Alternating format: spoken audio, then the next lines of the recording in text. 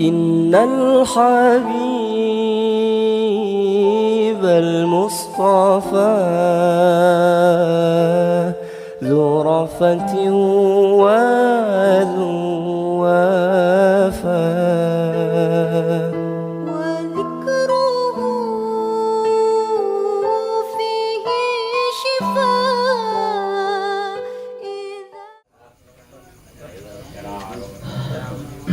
Assalamualaikum warahmatullahi wabarakatuh. Bismillahirrahmanirrahim.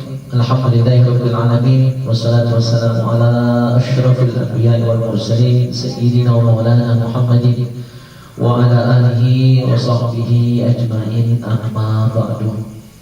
Ma'asyiral muslimin wa zumratal mu'minin jamaah mardatillah rahimakumullah. Alhamdulillah wa syukurillah atas nikmat Allah, karunia Allah. Mari selalu kita bersyukur karena siang malam, petang pagi kita ini tidak lepas dari nikmat dan karunia Allah Subhanahu wa taala. Maka satu-satunya cara yang bisa kita lakukan sebagai hamba yang lemah, yang begitu banyak mendapatkan nikmat Allah dan karunia-Nya, harus selalu bersyukur, baik bersyukur dengan lisan, ucapan alhamdulillah, bersyukur dengan hati, ya, dan bersyukur dengan perbuatan, yaitu mengamalkan nikmat Allah tadi untuk taat, untuk mendekatkan diri kita kepada Allah Subhanahu wa taala. Nikmat sehat kita pakai untuk belajar, nikmat sehat kita pakai untuk hadir di majelis seperti hari ini, nikmat sehat walaupun kita gunakan untuk makin banyak melakukan amal soleh. Itu berarti mensyukur nikmat Allah dengan amal perbuatan kita. Dan alhamdulillah bagi yang hadir malam hari ini berarti sudah melaksanakan bentuk syukur yang 3 macam tadi. Alhamdulillah, dan dengan hati kita serta mengamalkan dengan perbuatan kita.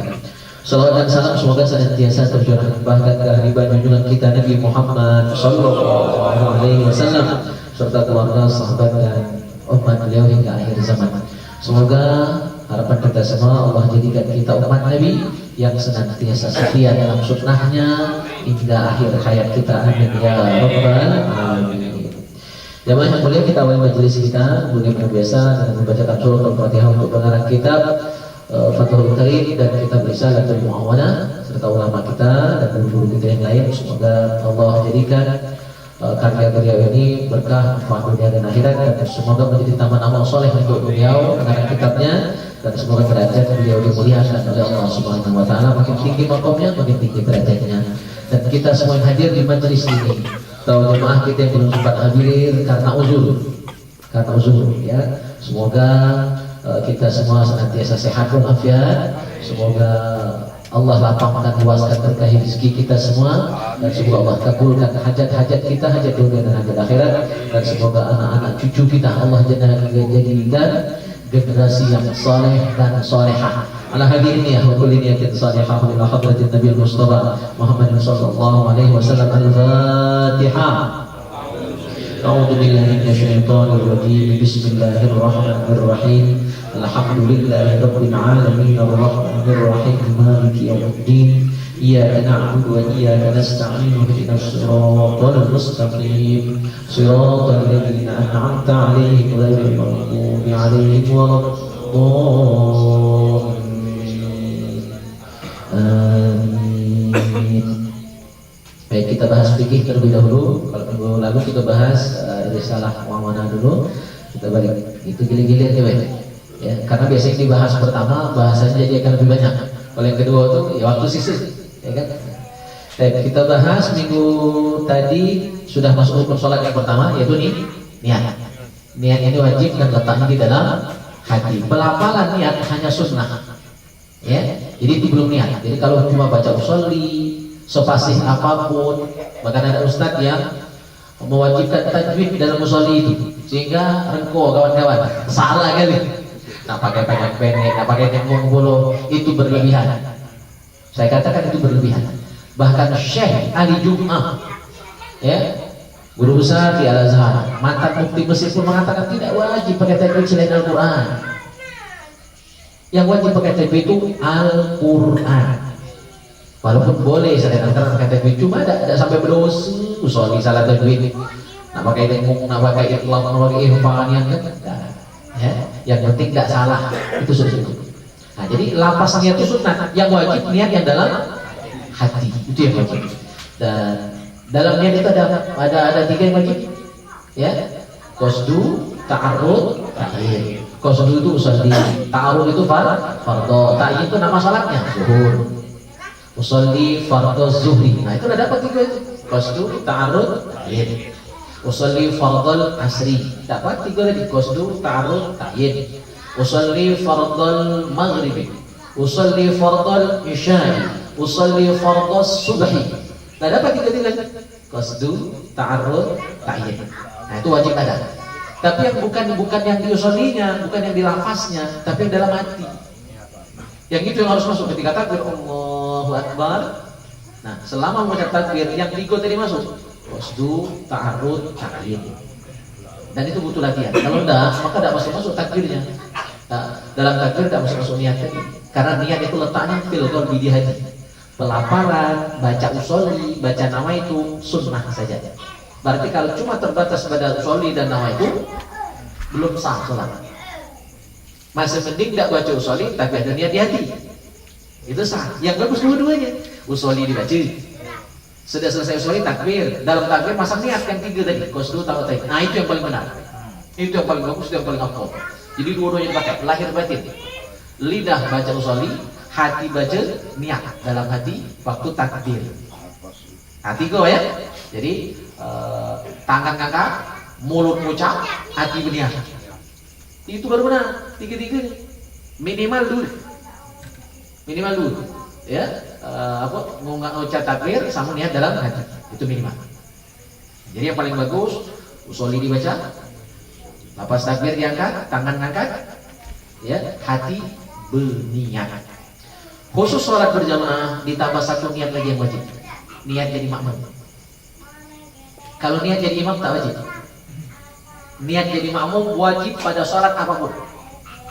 Ya, nah, ulama ada 2 pendapat. Kalau tak nyebut niat sebagai makmum, apa hukum sholatnya? Ada yang bilang tidak sah sholatnya. Ada yang bilang sah tapi cuma dianggap sholat dewian. Jadi itu ada 2 pendapat. Tapi bagi saya lebih percaya yang pertama, memang sholat tidak sah. Jadi niat jadi makmum wajib. Itu syarat sahnya sholat berjamaah. Makmum berniat jadi makmum. Ya. Untuk imam, hukum berniat jadi imam hanya sunat. Hukum imam berniat jadi imam hanya sunat. Berarti kalau imam tak niat jadi imam, sholatnya sah tak? Sah. Hanya rugi dia tidak dapat pahala jamaah. Walaupun jamaahnya sah, jamaahnya banyak, dia tidak dapat pahala jamaah. Rugi. Abu ya imam itu tak belajar berarti. Ya. Itu. Tapi khusus sholat Jumat. Khusus sholat Jumat, ya, camkan. Untuk sholat Jumat, imam berniat jadi imam, makmum berniat jadi makmum, wajib. Kalau imam tak berniat jadi imam, tak sah sholat Jumatnya. Nah, itu khusus Jumat, agak ada penekanan. Kenapa beda, Ustaz? Karena sholat Jumat berjamaahnya fardu ain. Sholat selain sholat Jumat, hukum berjamaah sunnah muakkadah saja. Paling tinggi fardu kifayah. Nah, karena status hukum yang berbeda, maka penekanannya pun berbeda. Pada sholat Jumat wajib berjamaah. Karena wajib berjamaah, niat jadi imam wajib, niat jadi makmum wajib. Selain sholat Jumat, bagi imam, karena sholat Isya tadi misalnya berjamaah, hukumnya fardu kifayah. Dan ada yang bilang, mayoritas ulama bilang hukumnya hanya sunnah saja berjamaah itu. Ya, oleh karena itu niat jadi imam tidak wajib. Tapi sebagusnya berniat. Biar bukan cuma sah, tapi dapat pahala jamaah. Baik, itu kita bahas minggu yang lalu. Rukun sholat yang pertama yaitu niat. Sekarang kita masuk rukun sholat yang kedua. Wal qiyamu ma'al qudrati. Berdiri bagi yang mampu. Nah, jadi berdiri ketika sholat hukumnya wajib bagi yang mampu. Berarti yang tak mampu boleh duduk. Tak baca duduk boleh bering, tak baca bering di sembahyang berarti lah selesai. Nah, itu urutan. Jadi pertama berdiri dulu, berdiri lurus, tegak lurus, tidak condong ke depan. Kalau ke belakang tahu mana? Notah mereka, tidak miring kanan, tidak miring kiri, tegak lurus sesuai dengan badannya masing-masing. Berarti kalau ada yang labun kok dimaklumi. Ya kan? Ada nih badannya nih kan? Atau kaki panjang sebelah bisa. Sehingga miringnya agak miring sesuai kaki yang pendek tadi kan? Maka itu maklum, faktor alami. Cuma kalau sengaja nak miring kaki belah, nah itu batal tak sah. Karena berdiri itu wajib. Berdiri betul. Bukan berdiri baik. Berdiri betul itu berdirinya nian, tegak lurus. Ya. Nah, kesalahan berdiri walaupun tidak sampai membatalkan sholat ini terkadang kakinya, posisi kaki itu apa? Nah, mekar itu, ngesok kiri kanan. Nah, coba dicontohkan, Zulfi, berdiri yang benar. Ini harus praktek. Nah, jadi jari kaki itu lurus ngadap kiblat. Yang biasa mana? Coba contohkan yang salah. Nah, itu. Ini posisi salah. Tapi salahnya hanya makruh. Tidak sampai haram, tidak sampai membatalkan sholat. Cuma ini jarang dipahami tentang makruh biasa. Padahal makruh itu apa arti makruh? Sholatnya sah tapi tak dapat pahala. Jadi orang yang sholat di kakinya ini sholatnya sah, tidak batal, tapi tak dapat pahala. Rugi ya tidak? Rugi. Tinggal kalau apa ya? Pahala tak dapat. Cuma lepas kewajiban saja. Maka yang benar rugi. Jadi ke depan latihan main. Ini cara yang benar. Berdiri betul tuh nih. Ngadap kiblat jari-jari kaki. Miring-miring. Kalau yang main ini lo nemu aku. Terus ketika berdiri ada aturan, ada jarak kaki kanan kaki kiri. Jaraknya sekilan. Sekilan itu adalah jarak jempol dan kelingking direntangkan. Nah, jarak dari jempol ke kelingking inilah jarak sekilan. Ya. Kaki dulu. Sampai habis berdiri. Jadi kita iklan dalam ini. Sekilan. Nah, kira-kira inilah. Maksimal sekilan itu. Jadi ada yang ngangkang itu. Makruh juga. Sebenarnya yang ngangkang makruh. Kenal kaki. Jadi jangan ngangkang. Jangan rapat juga harus. Ya. Serapat-rapatnya itu 4 jari atau semua inilah setempap ini bahasa apa itu. Nah ini serapat-rapat, boleh setempap, setempap. Nah itu boleh. Ini pendapat kedua. Yang paling afdal sekilan. Ya, pendapat kedua boleh setempap apa? Boleh setempap. Ya, nah ini. Ya, jadilah. Itu. Kalau rapat, makruh. Rapatnya makruh. Jadi yang benar sekilan atau minimal 5 jari. Beberapa senti berarti kan? Oke, boleh silakan dulu. Terima kasih ya.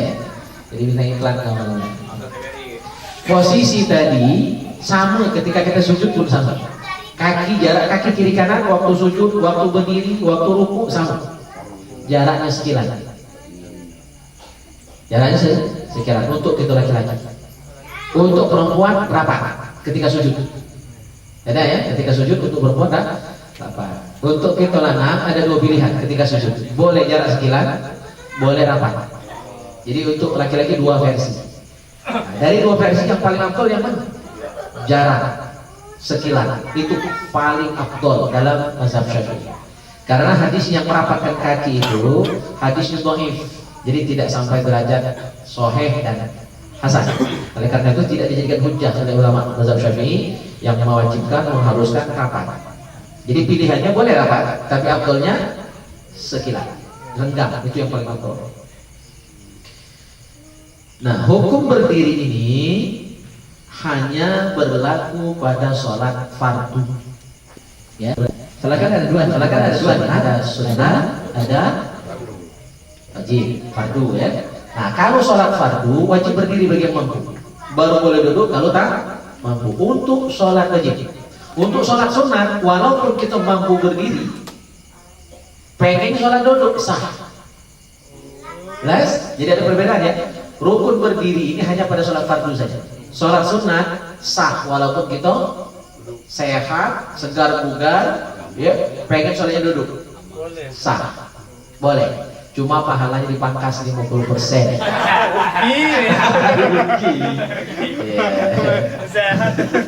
Oh iya, ya kan? Tapi sah untuk sholat sunnah. Jadi sholat sunnah apapun, kalau nanti digawekan duduk boleh sah. Misal tahajud, pengen tahajud berapa misalnya? 12 rakaat, ya boleh 6. Pengen duduk, jadi separuh berdiri, separuh duduk sholat tahajud, sah. Tapi pahala yang separuh tadi 50% dipangkas. Nah untuk yang sholat fardu kata pilihan. Kalau masih pada berdiri tidak boleh duduk. Mana ukuran boleh pindah dari berdiri ke duduk, dari duduk ke berbaring? Apa ukurannya? Apa standarnya? Ada standar, bukan basic, bukan sekedar perut.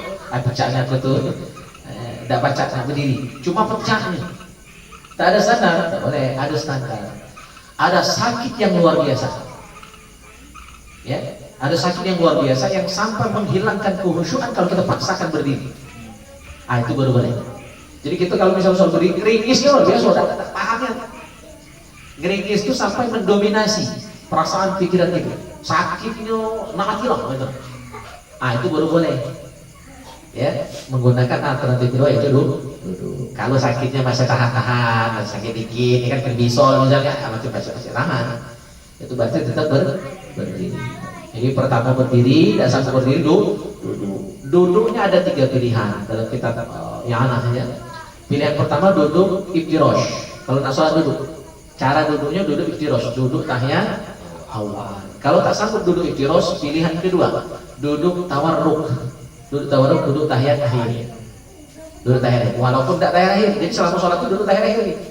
Itu pilihan kedua. Kalau tak sanggup yang iftirosh. Tak sanggup duduk yang kedua, duduknya duduk tawarruk.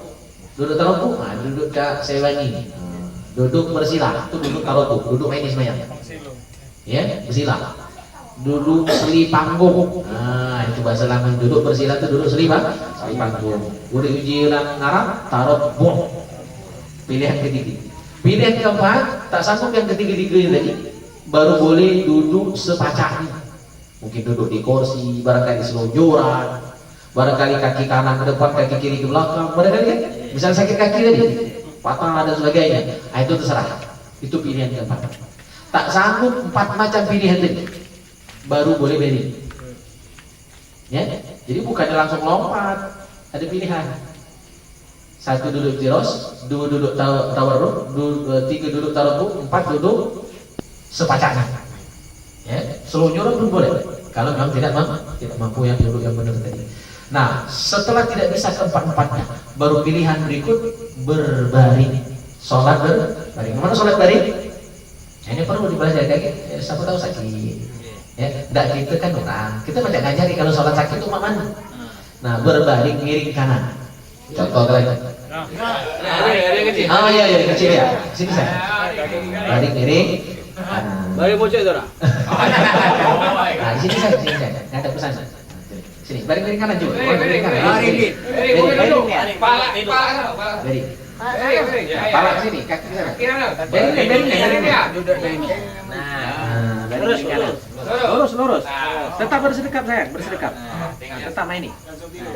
Miring kanan baring. Nah, ini. Nah, lurus ke. Ini posisinya. Taruhlah kalau kiblat ke sana. Ya, kiblat ke sana, berarti kepalanya di sini. Taruhlah ke sana ada kiblat ya. Kepala di sini, kaki di sana. Miring kanan. Nah, ini. Ini miring kanan. Kalau tidak sanggup miring kanan karena di sini mungkin ada bisol. Ya kan? Atau ada yang lain misalnya kan, maka boleh miring kiri. Miring kiri, ya berarti kepala di sana. Nah, coba putar sayang, nanti. Kepala ke sana. Miring mak tadi lah, cuma kepala ke sana. Langsung bungkus loh. Nah, ini. Ini miring kiri. Jadi tetap menghadap kiblat. Ya gitu. Jangan membelakangi kiblat. Tak sanggup miring kiri baru nelentang. Kalau nelentang, oke, pindah. Kaki ke sana sayang. Nah, kalau nelentang berarti kaki ke sana.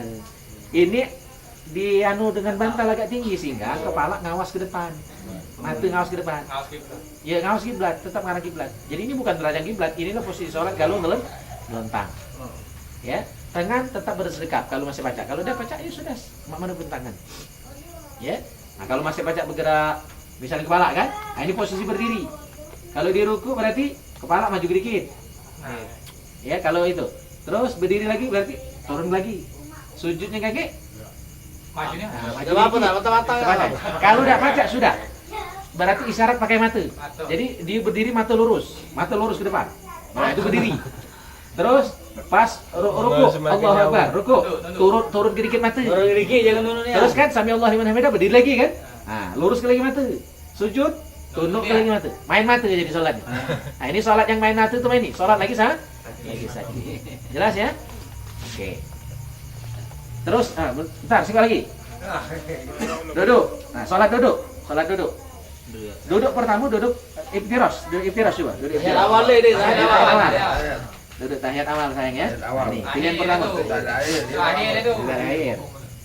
Oke, taruh salat duduk. Nah, kalau kita salat duduk, kemungkinan nak sujud mungkin barangkali sulit kan? Maka posisi duduk ini dianggap berdiri. Terus waktu ruku, mana itu? Ruku. Allahu Akbar. Nah, tunduk sedikit. Allahu Akbar. Ini tangan tetap di sini. Tangan tetap di situ. Allahu Akbar.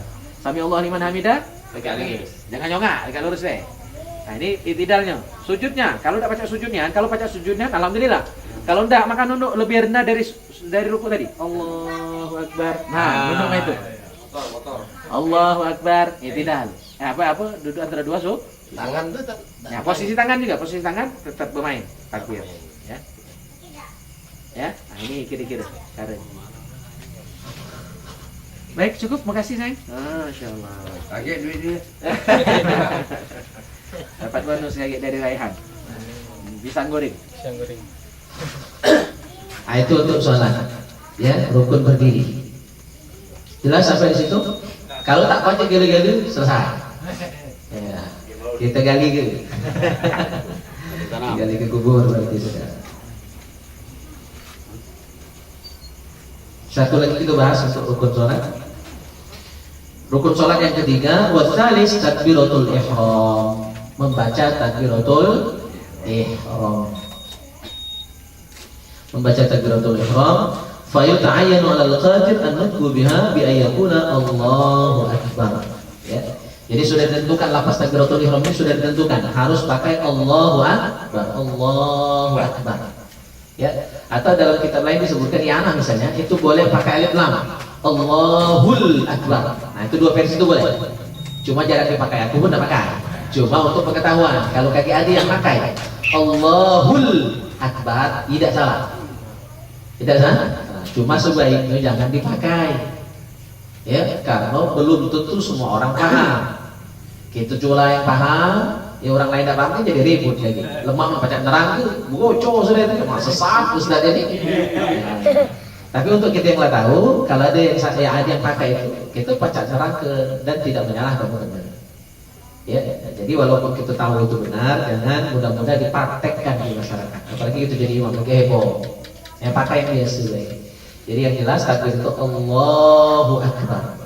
Ya, tidak boleh diganti dengan lafaz lain. Misalnya diganti dengan Ar-Rahman Akbar atau diberi Akbarullah, tidak boleh, harus Allahu Akbar. Terus hati-hati ketika bertakbir ini, jangan sampai salah panjang pendek. Misalnya an dipanjangkan salah, Allahu Akbar itu salah. Ya. Kalau an dipanjangkan maknanya bisa istifham, kata tanya. Apakah Allah Maha Besar? Nah, itu mempertanyakan kebesaran Allah. Itu bisa murtad kalau sengaja. Ya, atau bermakna harfun nida panjang itu. Jadi kalau harfun nida berarti diartikan hai Allah yang Maha Besar. Jadi ngehai kata Tuhan, halo. Jangan main-main. Itu makna panjang di situ. Atau banyak dipanjangkan Allahu Akbar. Nah, itu artinya beduk, ya kan? Atau ditasydid Allahu Akbar. Kadang-kadang ada yang terdengar. Jadi kayak tasydid banyak akbar. Itu maknanya damul haid, darah haid. Ya, gitu. Itu salah, contoh yang salah. Ya. Atau hu dipanjang ke sehingga ada huruf waw, mati. Allahu Akbar. Nah, itu juga salah. Jadi ya, atau ditambah huruf waw baris atas. Allahu Akbar. Huak. Jadi huak namanya.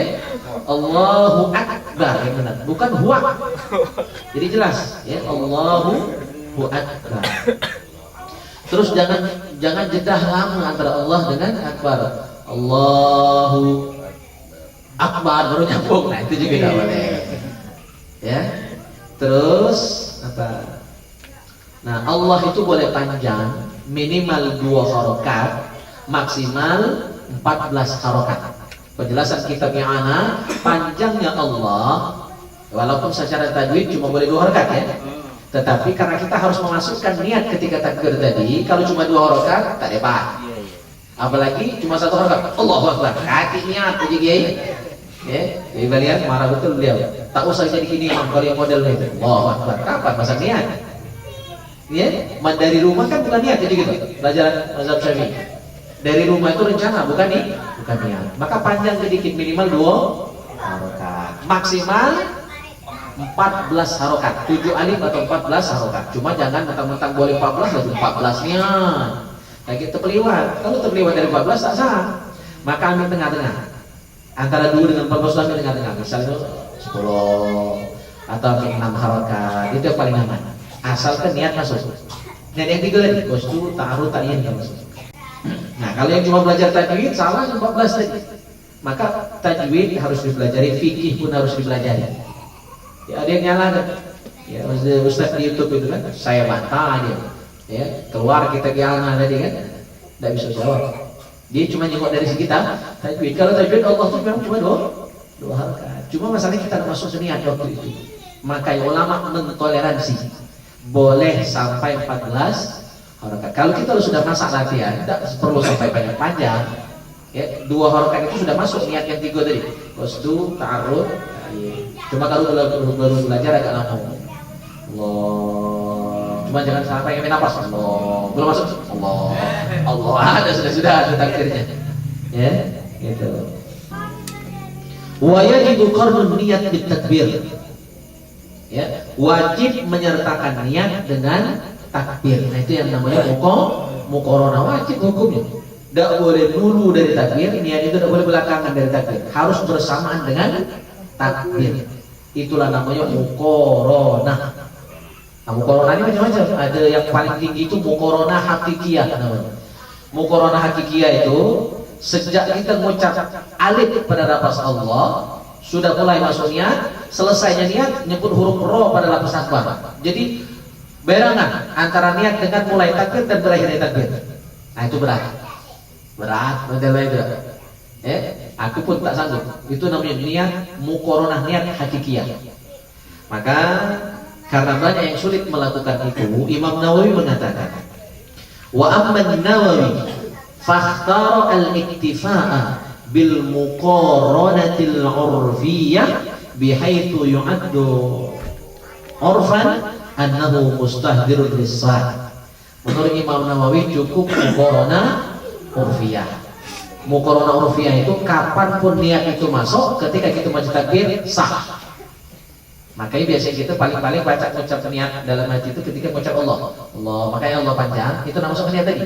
Sengaja aku sholat fardu zuhur jadi makmum karena Allah. Sengaja aku sholat fardu asar jadi makmum karena Allah. Sengaja aku sholat fardu maghrib jadi makmum karena Allah. Sengaja aku sholat fardu isya jadi makmum karena Allah. Sengaja aku sholat fardu subuh jadi makmum karena Allah. Niat itu masuk, ketika kita mengucap Allahu Akbar sudah dapat.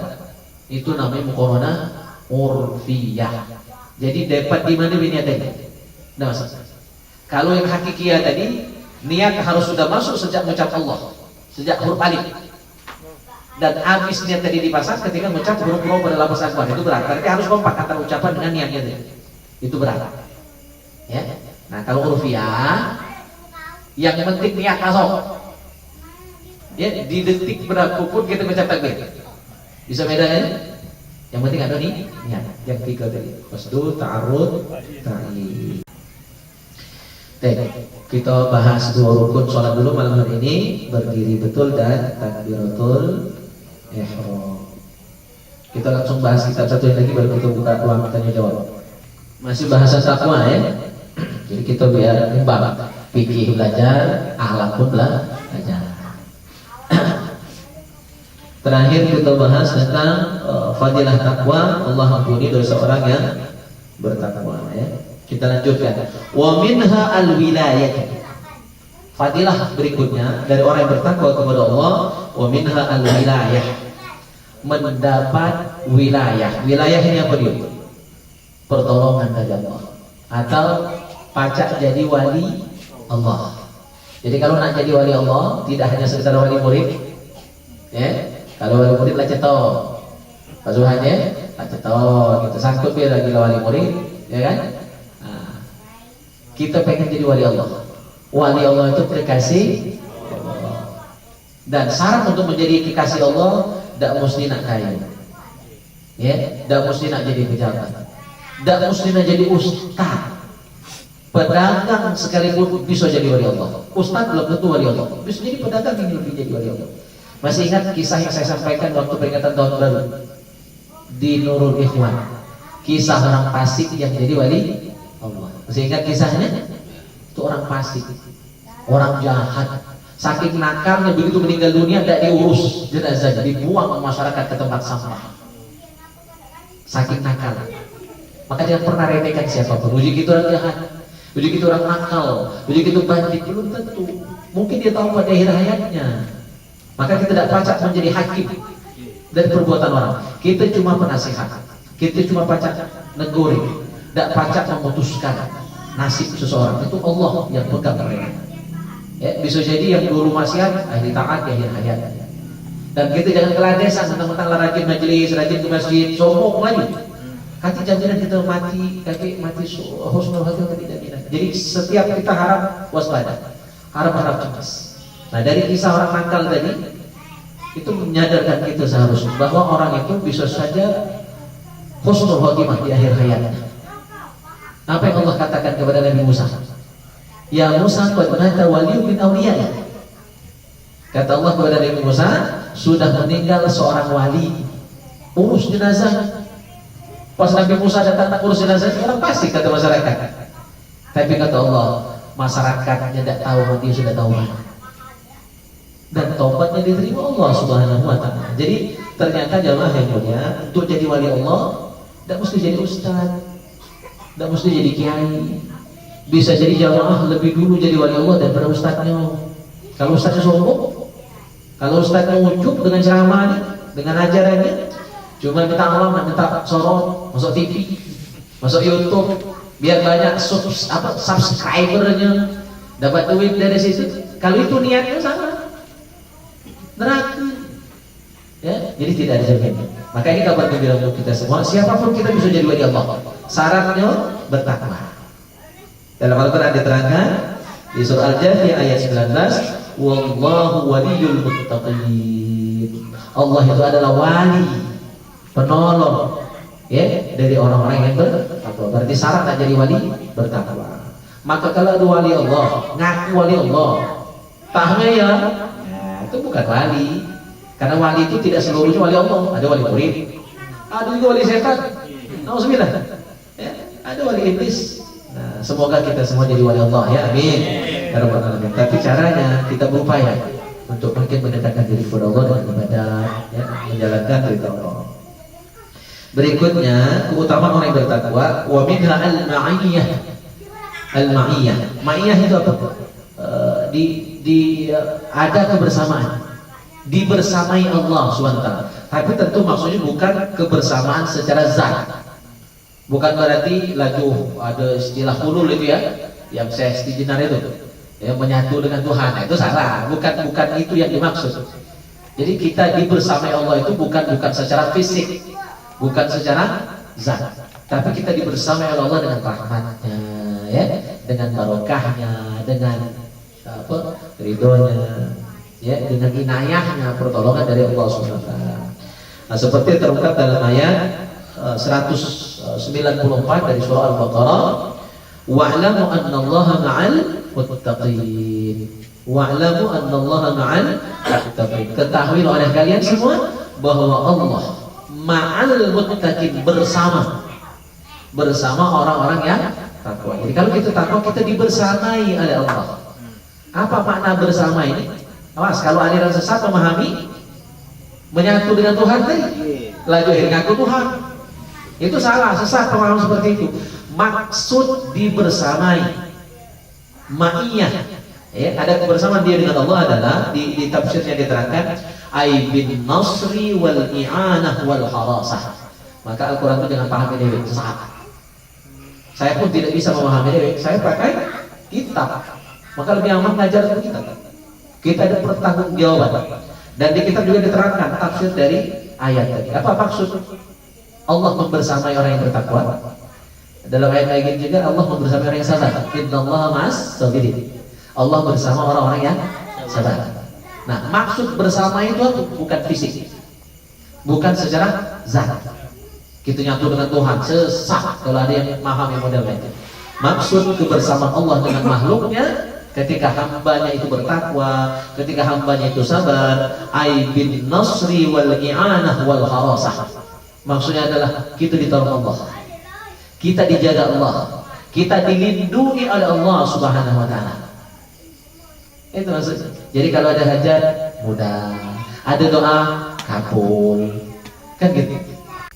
Makanya bentuk penjagaan Allah, perlindungan Allah untuk hamba-hambanya itu yang wali-wali tadi, yang wali Allah itu, ya masya Allah kita terus ya, mudah hidup bagi mereka karena mereka tidak mengandalkan makhluk, mereka mengandalkan Allah Subhanahu wa taala. Misal ada kisah Kiai Progan, Kiai Abdul Hamid ya, bin Mahmud yang pernah kita ziarahi bersama kawan-kawan Alhamdulillah gabungan kawan majelis yang lain kita buat ini. Makamnya kita sudah ziarahi. Beliau itu terkenal karomah, ya, dikasih iwa oleh orang nelayan, ya, lepaklah situ jiwa, lepak kemana Kiai? Lepaklah ke sungai lagi, lagi ya, tidak percaya kawan tadi kan tidak apa-apa. Nah, tapi pas Kiai ini tidak masa iwa, kawan iwa datang lagi, ya kan? Nah, itu bukan makhluk itu. Ya, kalau gitu kan pasti, loka ini kan. Loka ilah, buang lagi ke sungai. Saking tawakalnya kepada Allah tingkat tinggi, maka itu tidak banyak turut-turut. Ini hanya untuk membuktikan, ya, betapa Allah itu kasih dengan walinya. Dan itu juga membuktikan seorang wali itu tidak mengandalkan makhluk. Tidak susah dibuat dari bulan. Kan tidak.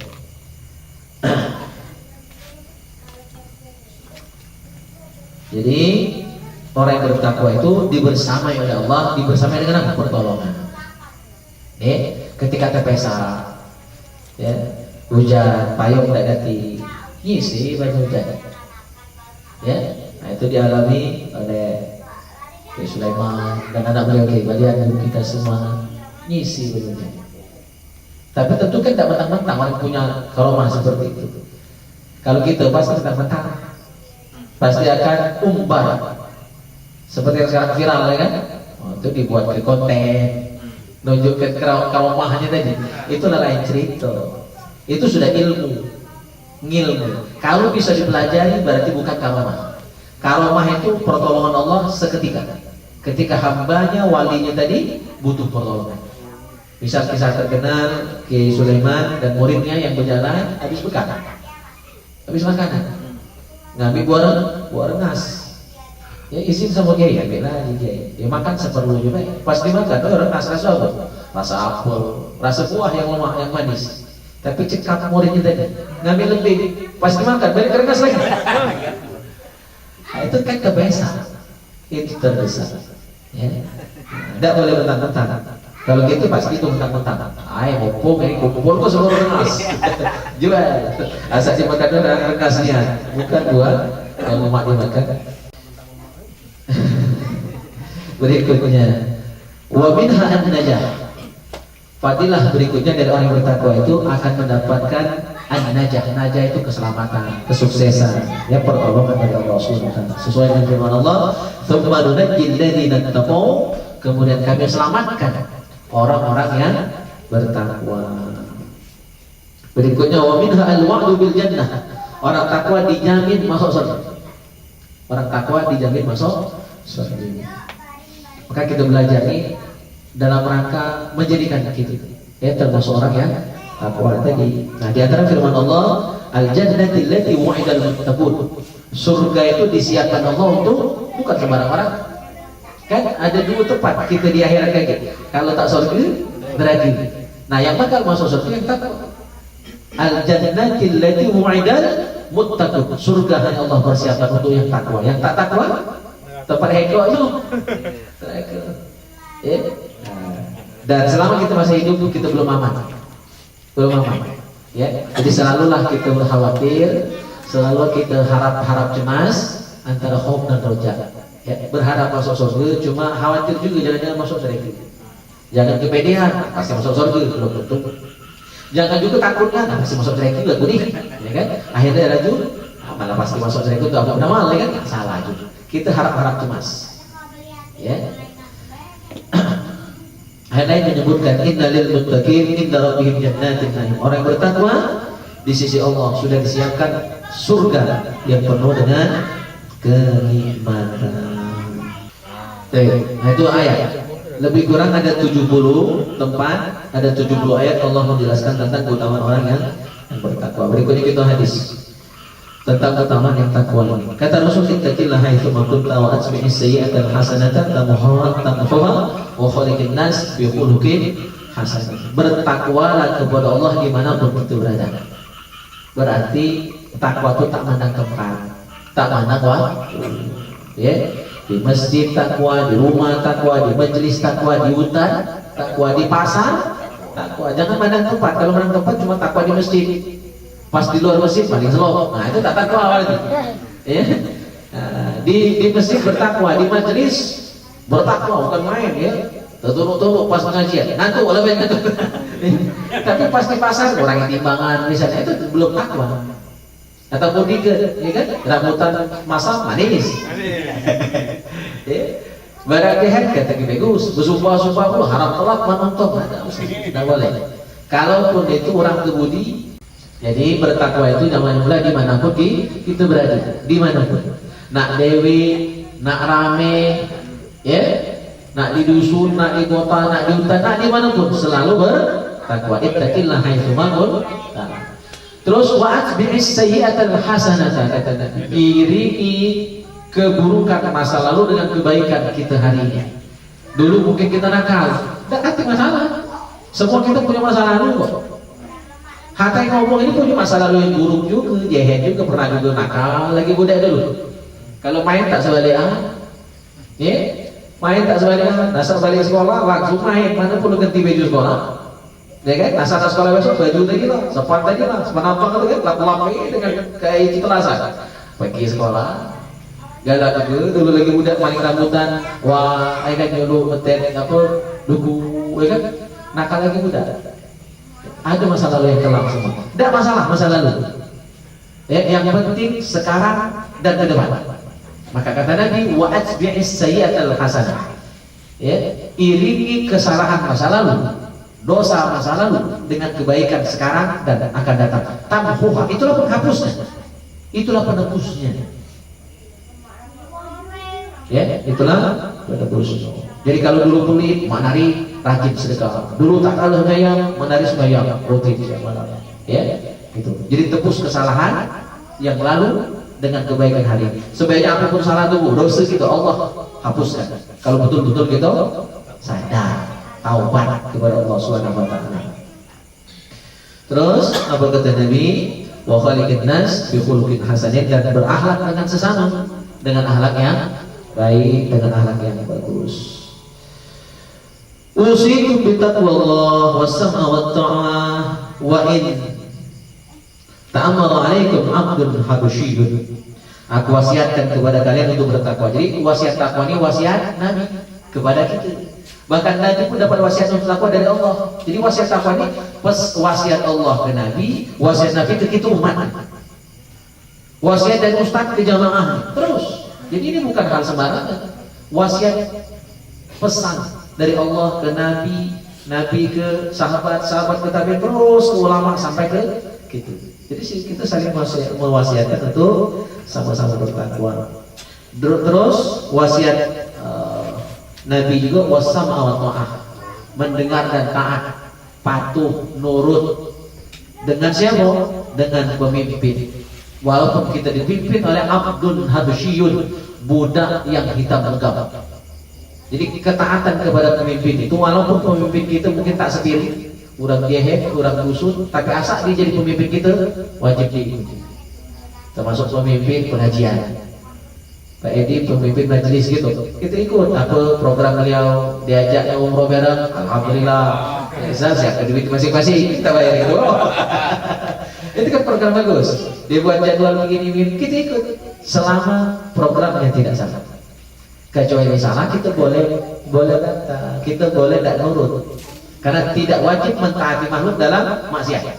Tapi selama perintah pemimpin tak maksiat, ngajak gawe baik, ngajak gawe benar, wajib ikut as-sam'a wa ta'ah. Wajib dengar, wajib taat. Meskipun pemimpin kita mungkin bukan pilihan kita. Kita nyoblos si A, laba ini yang menang Z. Sudah. Ya. Siapapun pemimpin kita wajib ikut selama ajakan dia, perintah dia tak salah. Walaupun pemimpin kita itu abdun habsyiyun, budak yang hitam legam. Sakingnya ya, taat kepada pemimpin. Dan itu berarti taat pemimpin itu bagian dari orang yang bertakwa. Jadi orang bertakwa taat kepada Allah, taat kepada Rasul, taat juga dengan pemimpin. Dalam mana yang seluas-luasnya. Terakhir untuk malam hari ini kita bahas satu lagi hadis Nabi SAW. Kata Rasul, ittaqun nar walau bisyikki tamratin. Ya. Jagalah diri kalian dari api neraka walaupun hanya dengan sedekah separuh kurma. Jadi kurma itu sebiji. Nah, setengahnya kita makan, setengahnya kita sedekahkan. Sikok bagi dua. Tadi juga ternyata ya. Jadi sikok bagi dua itu ini hadisnya. Sikok kurma bagi dua, separuh kita makan, separuh kita sedekahkan. Kurma itu besar kecil. Artinya walaupun sedikit, mana hadis ini ya, walaupun sedikit kita sedekah, walaupun cuma secuil kita sedekah, kerak itu cuma setetes air kita sedekah. Mungkin cuma duit mana yang paling kecil apa duit? Selawat tadi 100? Masih ada 100 ya? 500 lah. Nah, walaupun cuma 500 kita sedekah, tetap ada manfaat. Kata Nabi, ittaqun nar, jagalah diri kalian, lindungi diri kalian dari api neraka. Jadi kalau nak selamat dari neraka, mau caranya? Bersedekah, walaupun cuma dikit. Apalagi banyak. Dikit lagi manfaat, apalagi banyak. Fa illam tajidu, jika tak pacak sedekah walaupun cuma setengah biji kurma. Kalau tak pacak sedekah walaupun cuma setetes air, mana cara sedekahnya? Fa bi kalimatin thayyibatin, maka dengan satu kata yang baik itu dianggap sedekah. Jadi ngomong baik, ngomong bagus, isinya nasihat, ngajak orang untuk ibadat, ngajak orang ke masjid, ngajak orang ke majelis, itu sedekah. Nah, jadi sedekah tidak mesti duit, tidak mesti materi. Maka sedekah dengan infak berbeda namanya. Ya, terakhir ya.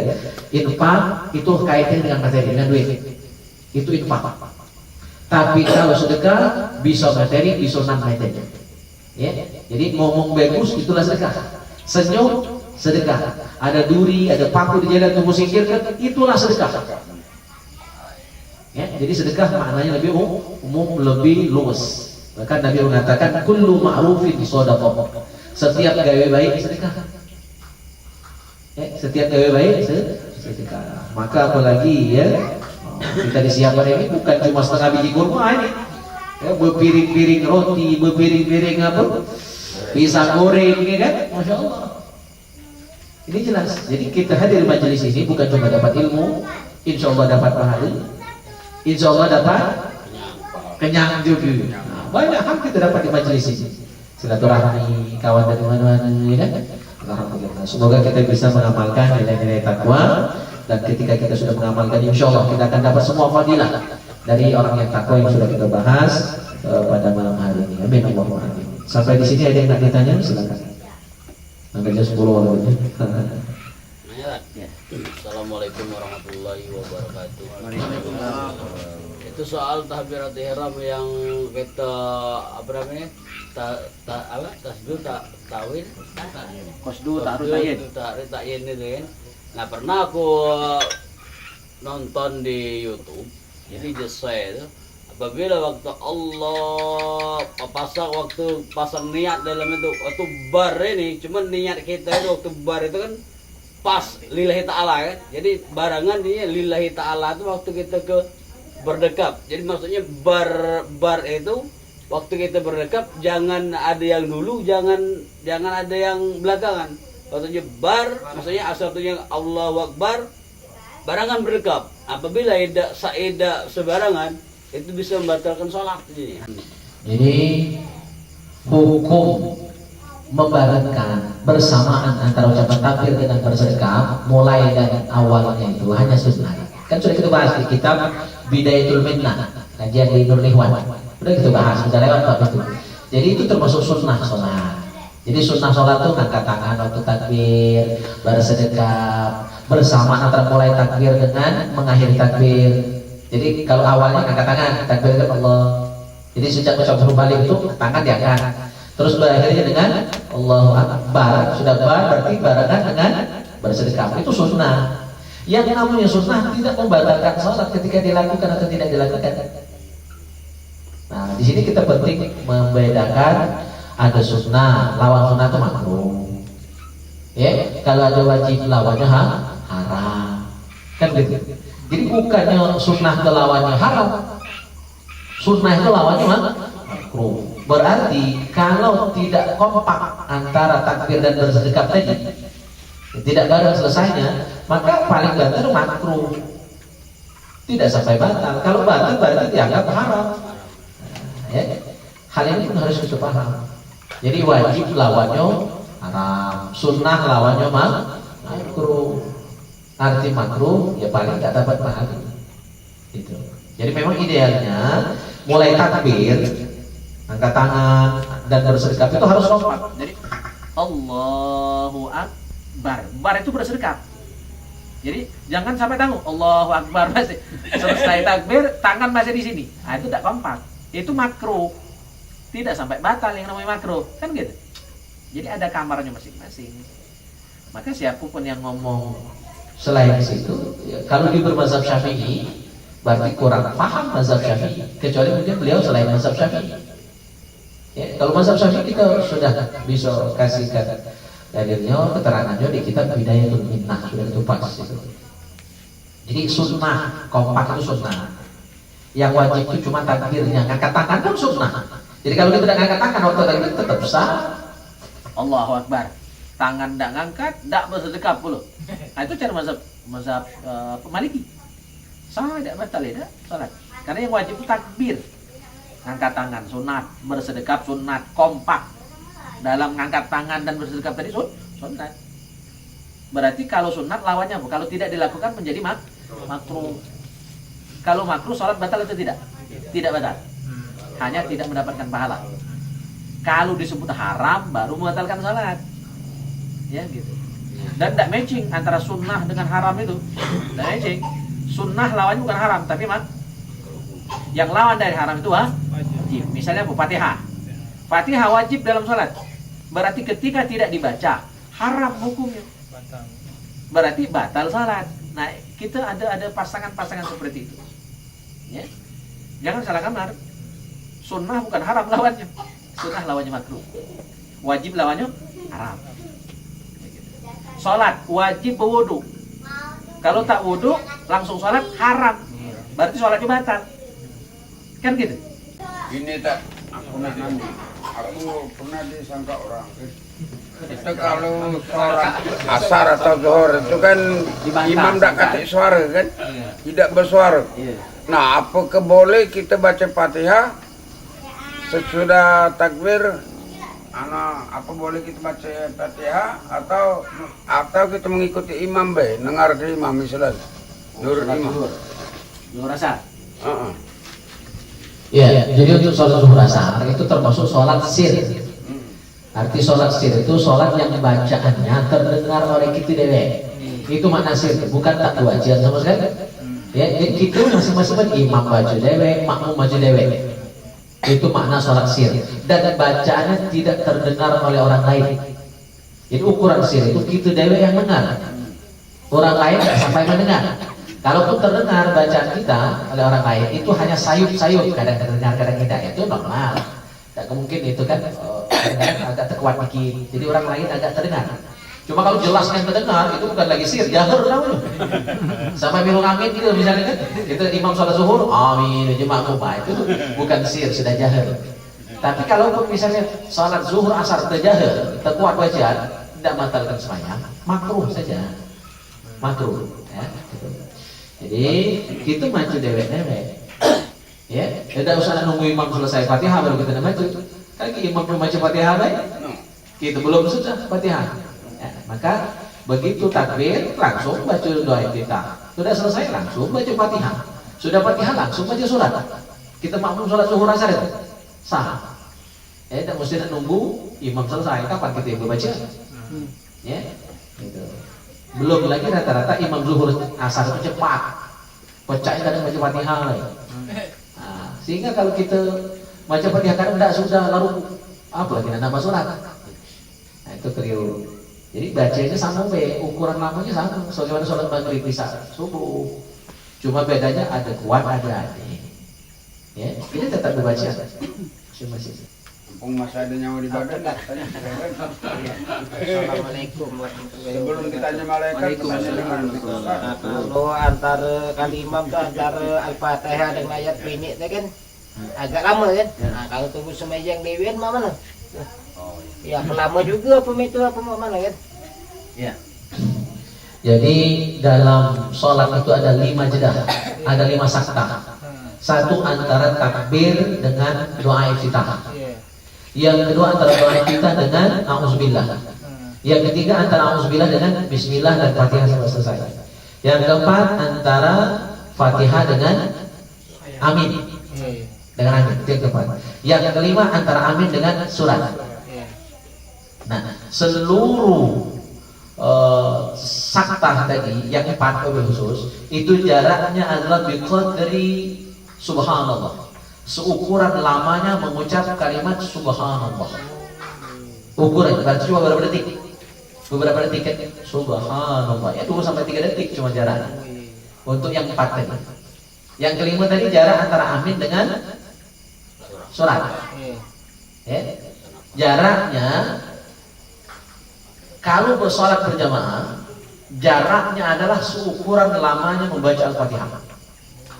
Kalau sholat berjamaah, seukuran lamanya makmum, kan makmum baca Fatihah.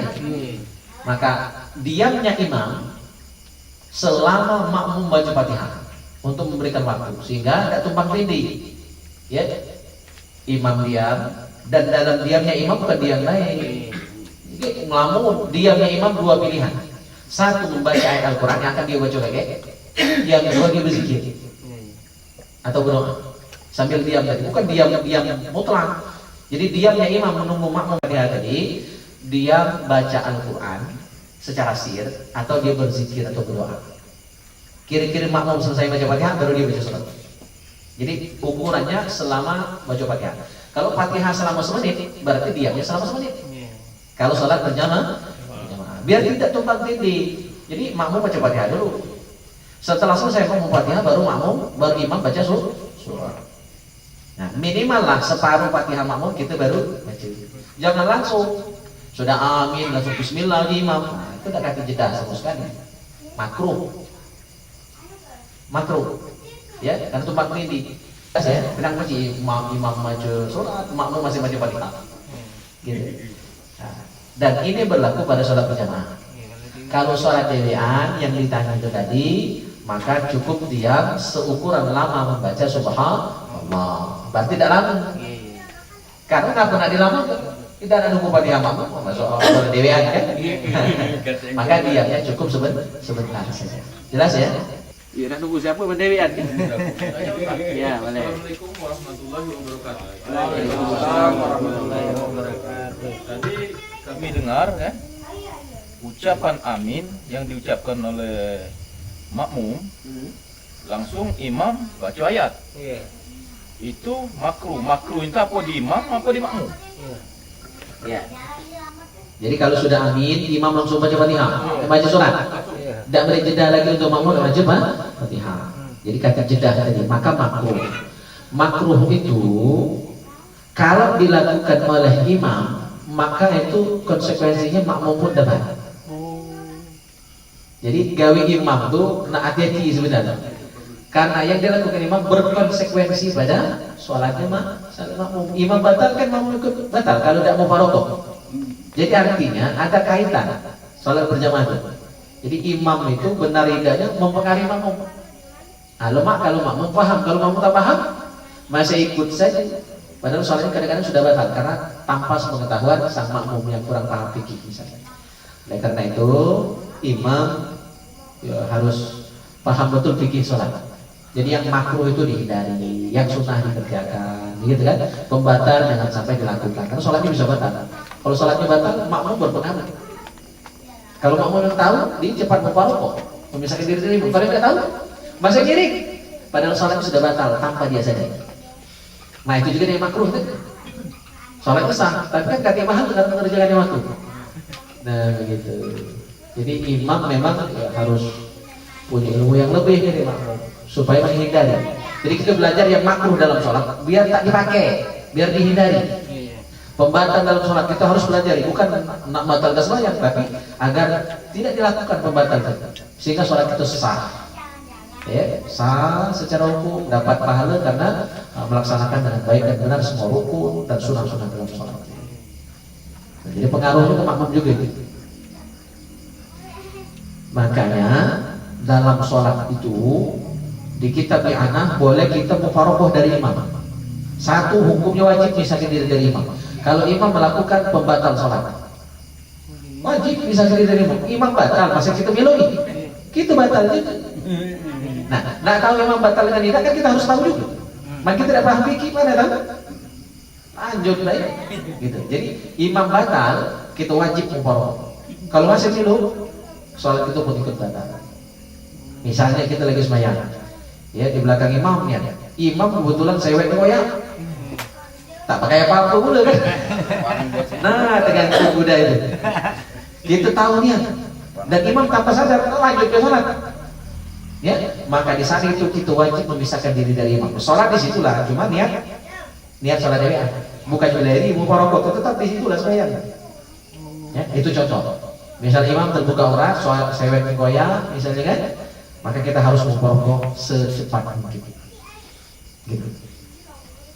Yang kedua, sunnah mufaroqah dari imam. Kalau imam meninggalkan yang sunnah, atau imam melakukan hal yang makruh, kan meninggalkan sunnah berarti makruh, maka kita boleh mufaroqah dari imam. Yang ketiga, mufaroqah tanpa alasan, bukan karena imam batal, bukan karena imam meninggalkan sunat, cuma pengen misahkan diri dari imam. Luar dari imam itu misalnya. Misahkan diri dari imam. Boleh tidak? Boleh. Ya, tak berdosa tidak. Cuma rugi kita dapat pahala jemaah. Kalau yang pertama tadi, yang memisahkan diri dari imam karena imam batal, atau melakukan yang dapat membatalkan salat, atau memisahkan diri dari imam karena imam meninggalkan yang sunnah, atau melakukan yang makruh. Dua cara ini tetap sholat kita sah dan tetap dapat pahala jamaah walaupun kita memisahkan diri dari imam. Tapi yang nomor 3, sholatnya sah, tidak batal tapi tidak dapat pahala jamaah. Itu ada 3 hukum memisahkan diri dari imam. Ya sudah, itu baru tegur dan jangan sembahyang. Kita lagi diskusi. Tahu lagu jendir kau. Kalau lah sudah dikasih tahu, maka memang wajib belajar fikih. Belajar fikih, belajar tauhid, belajar tasawuf itu penting. Fikih ilmu itu 3 serangkai, 3 beradi, tidak baca dipisah-pisah. Kalau belajar fikih baik, belajar tasawuf belum cukup. 3, tauhid, fikih, tasawuf. 3 baru benar. Ya, makanya di majelis kita 3 itu dipelajari. Ya, tidak ada fikih tok, tidak fikih doang. Ya. Baik, ada lagi? Ini kalau seandainya akhirnya pernah kan ada imam itu yang takbirnya itu bar itu panjang lah. Allahu Akbar. Jadi mana lah gitu?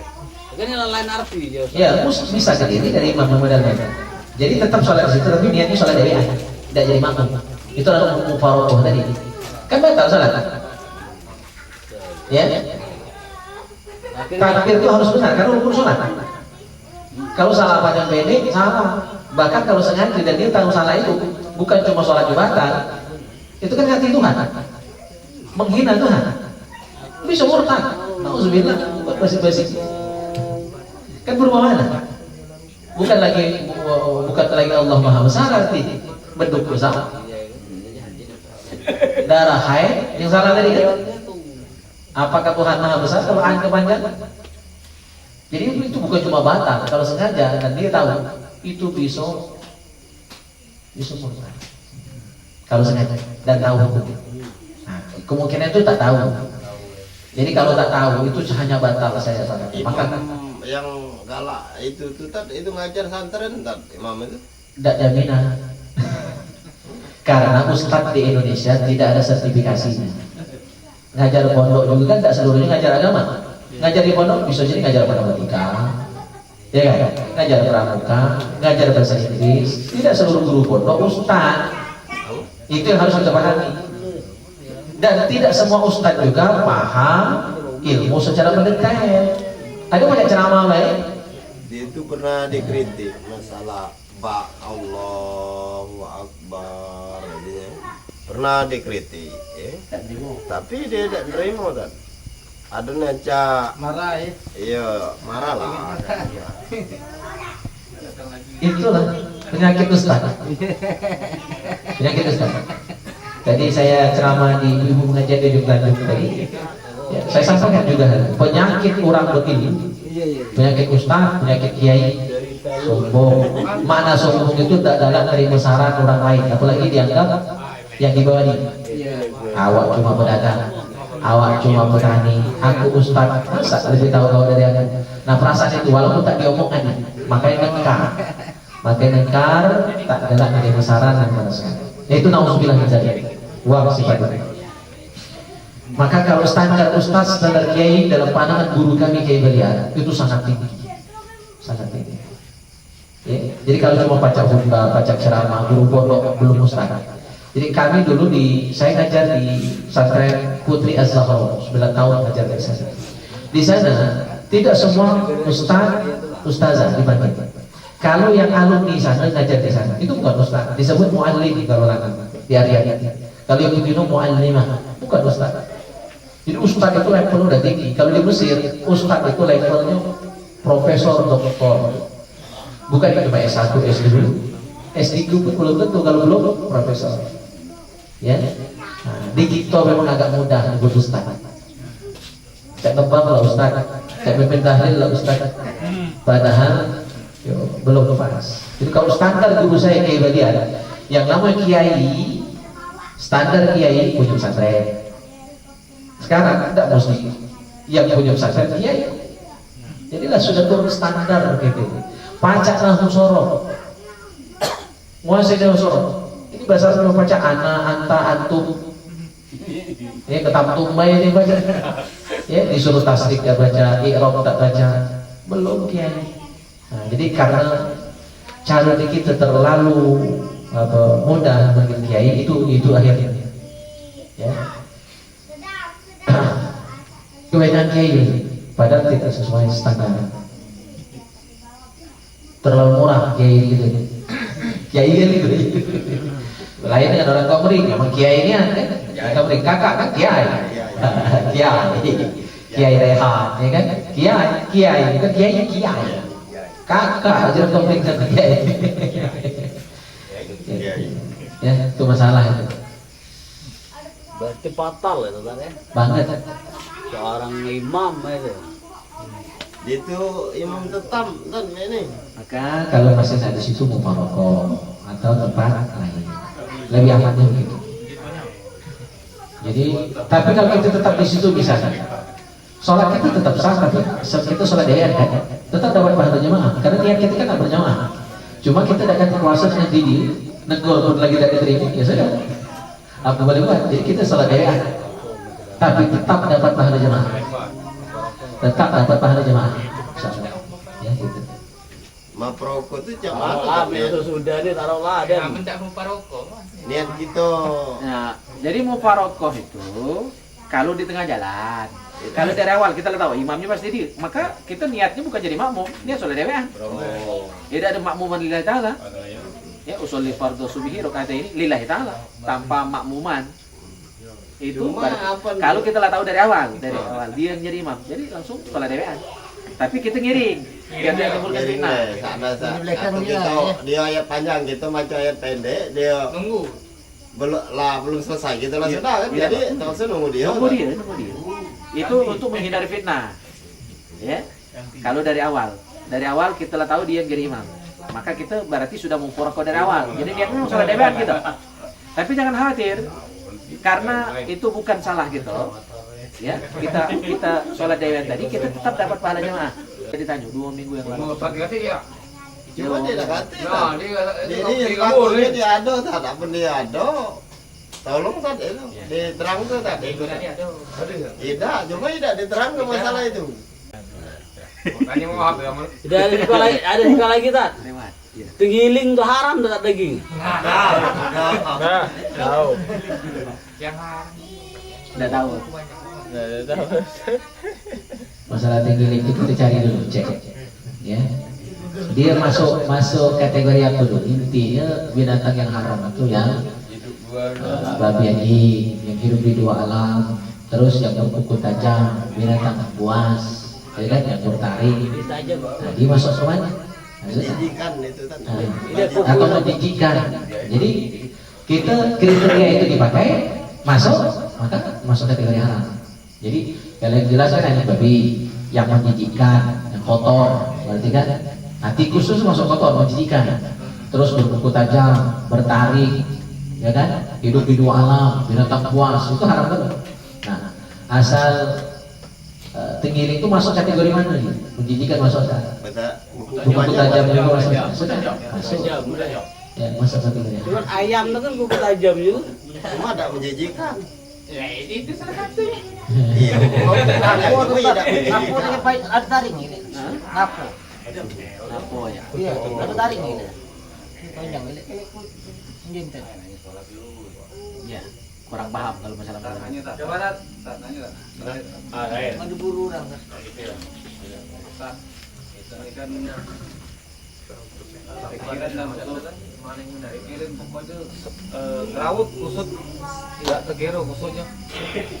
Nah, jadi semayang nih kan waktu jadi jamaah tiba-tiba ngeblank, lupa dibaca sholat apa ke pamannya tahiyat apa tahiyat akhir apa tahiyat awal lupa kan.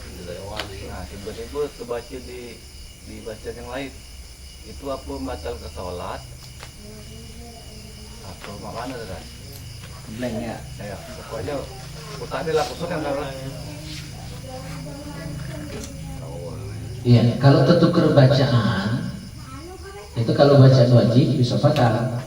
Cuma kalau semua masalah tempat, misalnya terbalik, seharusnya baca Fatihah dulu baru surat, itu terbalik, ya kan? Surat dulu baru Fatihah misalnya, atau orang-orang tadi lah Fatihah apa dulu, padahal sudah surat, ulang lagi Fatihah, itu biasa sholat sihir kita model macam. Maka ya tinggal kaki kalau ragu tadi Fatihahnya apa dulu, ulang lagi Fatihah. Nah terakhir nanti sujud sahwi. Ya, gitu. Jadi kalau bacaan wajib sampai tertukar itu bisa batal. Cuma sebelum selesai sholat harus diulangi bacaan yang seharusnya, bacaan yang sebenarnya. Ya sholat bisa dilanjut. Ya, tidak batal kalau diulangi. Kalau misalnya baca tahiyat sama, tapi itu baju yang lain misalnya, ya maka tentu tidak sah karena itu bacaan wajib tahiyat akhir oleh khusus. Ya, selama tidak dibaca sholatnya tidak sah. Nah itulah benar rukun. Kalau tinggal sholatnya batal. Baru sah kalau rukun tadi dilaksanakan dengan baik dan benar. Ya, gitu. Jelas? Nah. Ini tak aku nak nanya.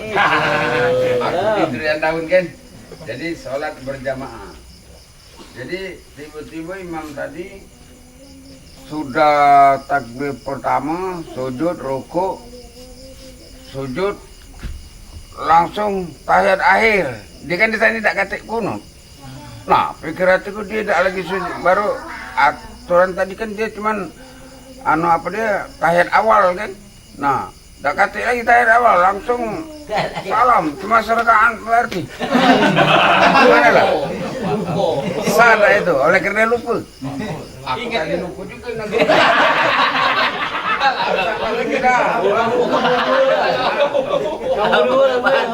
Salah sudah baru kok. Itu tadi sholat serta astagfirullah. Mana itu? Iya, tergantung jarak. Kalau jaraknya masih sebentar, artinya tidak berapa lama dari salam itu, langsung dikasih tahu dan langsung sholat, maka tinggal nambah satu saja, tinggal nambah kekurangan. Cuma kalau lama baru terkenal, beberapa menit, lah ngobrol panjang, lah berdaun, ya pulang dari awal.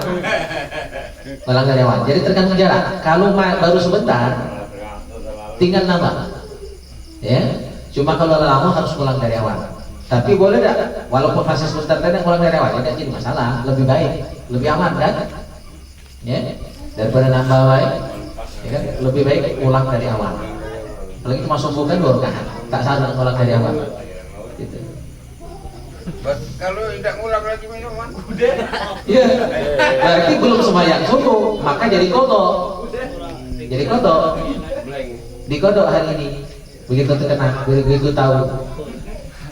Ngeblek gitu. Makmum dan ingat kita makmum tadi kan tayarnya cukup? Jadilah. Mau wahab lah kan sudah. Di packing pertanyaan minggu depan. Baik jamaah yang mulia, alhamdulillah hari ini kita cukupkan majelis kita. Ini oleh terlambat tadi jam 9 baru datang karena ada acara dadakan juga, ada acara peresmian rumah baru dokter hewan, dokter Sabta, jadi maka mendadak ke sana.